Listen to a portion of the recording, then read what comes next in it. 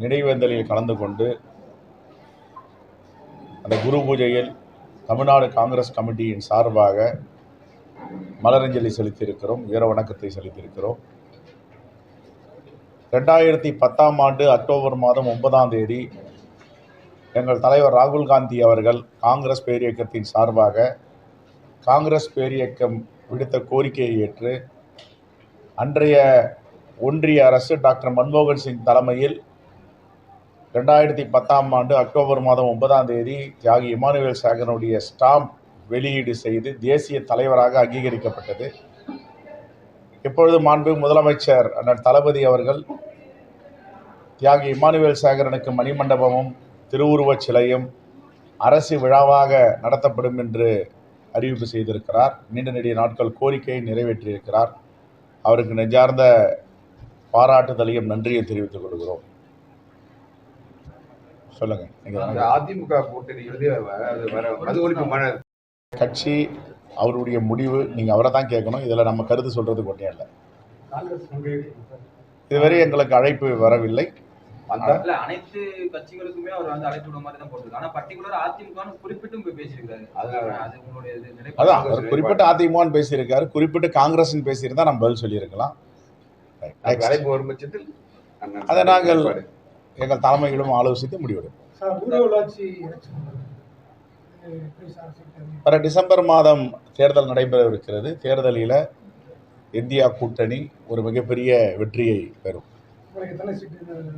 அது தேர்தல் அறிவித்த பிறகு, நோட்டிபிகேஷன் வந்த பிறகு அதை பற்றி முன்னெடுப்பு எடுப்போம். ஏற்கனவே அரசியல் கட்சி தலைவர்களுக்கு அந்த பாதுகாப்பு குறைபாடெல்லாம் இருக்குதுன்னு ஒரு பரபரப்பான விஷயங்கள் பேசப்பட்டாங்க. இன்னைக்கு உங்களுக்கு கூட ஏதோ ஒரு பாதுகாப்பு குறைபாடு இருப்பதா? இல்லை, இன்னைக்கு என்ன நடந்ததுன்னா, எங்களுடைய காங்கிரஸ் பேரியக்கத்தை சார்ந்த மாவட்ட தலைவர் திரு கார்த்திகேயன், எங்களுடைய தோழர்கள்லாம் தலைவர்கள்லாம் அழைத்து போக வந்தாங்க. காவல்துறைன்னு அட்வைஸ் பண்ணாங்கன்னா, நாங்கள் கூட்டிகிட்டு போகிறோம், ஒரு 3-4 கார் வந்தால் போதாங்க, கூட்டிகிட்டு வந்து இங்கே விமானத்தை விட்டுருவோம் அப்படின்னாங்க.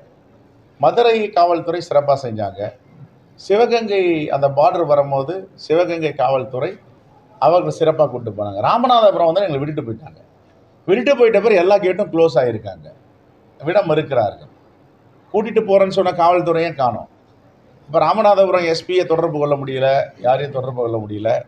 அதுக்கப்புறம் எங்களுடைய நாடாளுமன்ற உறுப்பினர், சட்டமன்ற உறுப்பினர் அங்கங்கே நிற்கிறாங்க, யாரையும் விட மாட்டேன்றாங்க. எங்களுக்கு கொடுத்த நேரம் 9:40 10 மணி. நாங்கள் சரியாக 9:40 அங்கே சென்று விட்டோம்.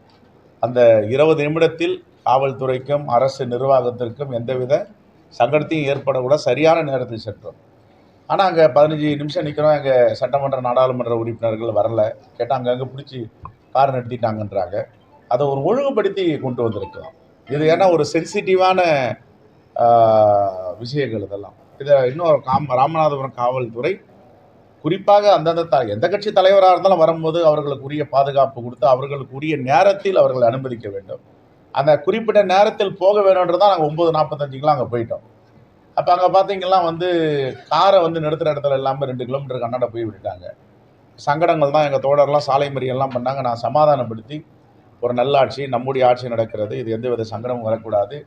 குறிப்பாக தியாகி இமானுவேல் சேகரனுடைய குரு பூஜை, இதில் எந்த ஒரு தவறான செய்தியும் பதிவிடக்கூடாது என்று சமாதானம் பண்ணி நான் அழைத்து வந்தேன். இனிவரும் காலங்களிலாவது ராமநாதபுரம் மாவட்ட காவல்துறை இந்த பாதுகாப்பை உறுதி செய்ய வேண்டும். மாவட்ட நிர்வாகம் குறித்த நேரத்தில் அவர்களை அனுப்ப வேண்டும். தமிழகம் எப்படி பார்க்குறேன்? அது என்ன திராவிடம், போலி திராவிடம் புதுசாக கண்டுபிடிச்சிருக்காரு. அதுக்கு என்ன டெஃபினேஷன், எந்த டிக்ஷனரியிலன்னு தெரியல. நாங்கள் ஒன்றா அதை பார்த்துட்டு சொல்கிறோம். அவருக்கு எந்த அறிவு ஜீவிகள் திராவிடம், போலி திராவிடம் சொல்லி கொடுத்தாங்கன்னு தெரியல. அப்போ அதை இன்னும் சொன்னால் சங்கடப்படுவாங்க, வேண்டாம்.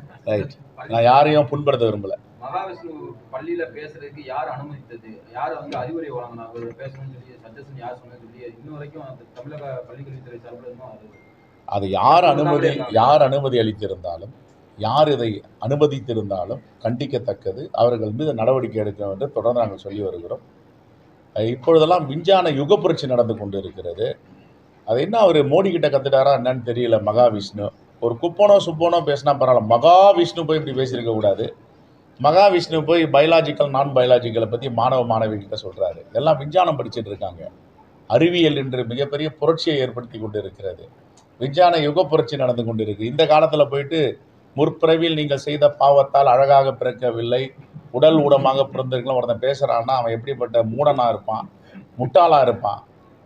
அப்போ என்ன மோடி சொன்னார் பாருங்க, இறைவனால் அனுப்பப்பட்டவர் நான் பயாலஜிக்கல். அவருடைய RSS உடைய சீப்பை சொல்லியிருக்கார் மோகன் பகாவத், இப்படியெல்லாம் பேசக்கூடாது.